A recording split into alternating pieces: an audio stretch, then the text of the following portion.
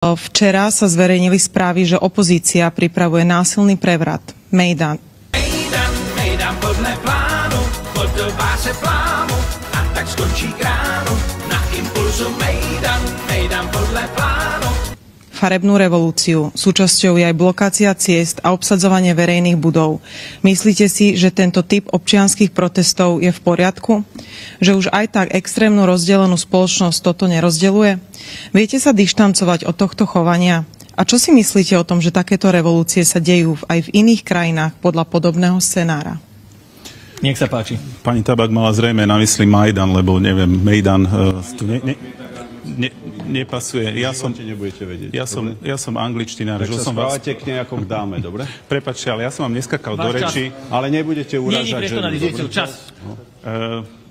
Takto. KDH je pokojná sila. My nie sme za žiadne prevraty, rozvraty, ani za žiadne Mejdany, ani Majdany v politike.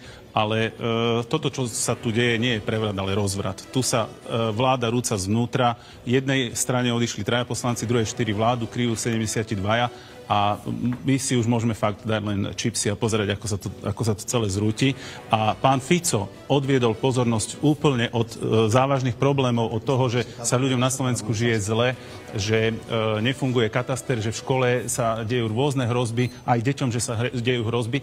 Ja som už označil pána Fica za majstra kamufláže.